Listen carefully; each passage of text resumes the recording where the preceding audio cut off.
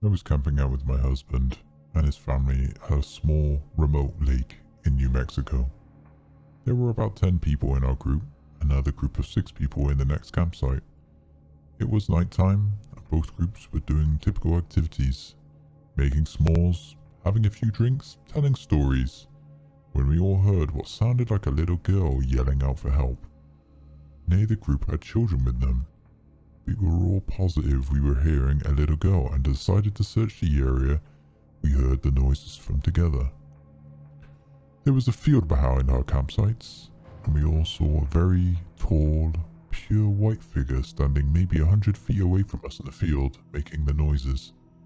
We all agreed this thing looked maybe 6 feet tall, skinny, and white as can be.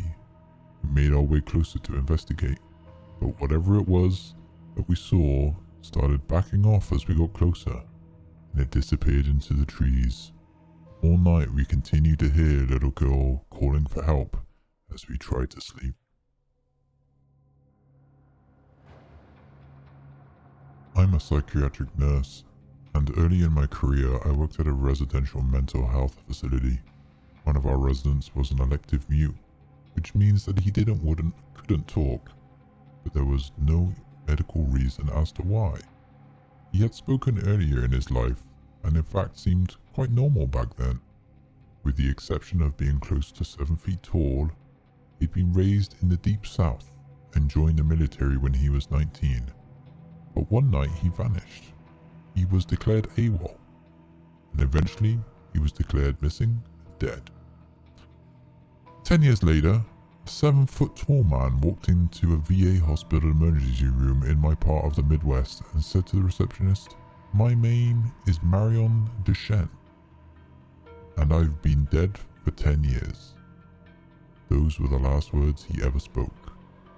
He was covered in dust, and he was wearing the same clothes he'd been reported to be wearing the night he vanished. His social security number had not been used, and he had no identification on his person. However, they were able to identify him, I guess via fingerprints. The family was notified, but they said they already grieved their lost man, and that whomever was claiming to be him simply could not be. They demanded not to be contacted again. Marion paced all day, every day, moving his mouth that looked like talking or muttering, but no sound came out. He had no unnerving habit of throwing his head back with his mouth wide open as if he was laughing audibly, but not even a breath could be heard. If I talked to him, he appeared to listen, periodically throwing his head back in a laughter-mimicking way of his. Various medications were tried, but they did not affect him either positively or negatively. Occupational therapy did nothing because Marion would just grin, and unless told to stay put, he'd get up and start pacing again. On my last day at that job, the last I saw of Marion pacing in the parking lot, throwing his head back to laugh. Later I wondered all along if I'd been dealing with a ghost all these years later. I still don't know.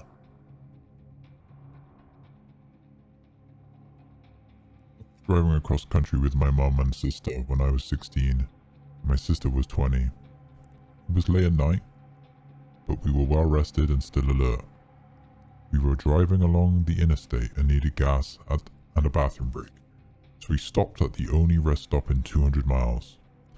There was a van full of teenagers on the road trip at the gas station, as well as a small grey parked car at the pump in front of us. 2 young men standing still outside of it. When we got there, everything felt wrong. We'd been on the road for days and seen many rest stops at night, and had never been afraid until then. My mum and sister went inside and I stayed in the car. I heard the teenagers say they were creeped out and couldn't get the pump to work, and they left in a hurry. I was watching the car in front of us, and the 2 men had not moved at all, not an inch. They weren't talking. They weren't on phones. They were just standing there, still and alone. My sister and mum came running back out to the car when they got in. The 2 men slowly turned to look at us while not moving or pivoting the rest of their bodies, and I swear to fucking shit, we always saw the same thing. They had eyes dark as pitch and empty, truly empty, not black, not reflecting any light, just a void. We sped out of there and didn't stop until we were in the next city. The worst thing about the entire experience, you may ask? We couldn't find the place on any map. We knew exactly which spot on the interstate to look, and we couldn't find it on Google Maps or any paper map we had.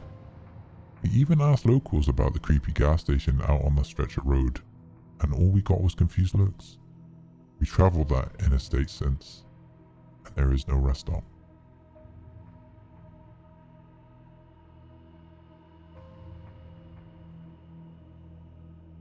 We were driving my friend's real beat-up old car Subaru through a massive graveyard. We stopped and walked down a hill and came across a little pond. There was someone sitting on a rock on the other side of the pond. The figure was all black, and we couldn't make out the features other than the fact it looked like a man who was wearing some old-style top hat. We stupidly waved high and shouted, "Hi." He didn't show any acknowledgement and continued sitting still on the rock. All of a sudden, he jumped to his feet, started running to us on the water, and then vanished in thin water about halfway onto the pond. My friend and I screamed and ran back to the car. The car wouldn't start, and we heard something bang on the back of our car. It was a constant bang, but every few seconds or so we'd hear it. Nobody was outside, from what we could see in the dark.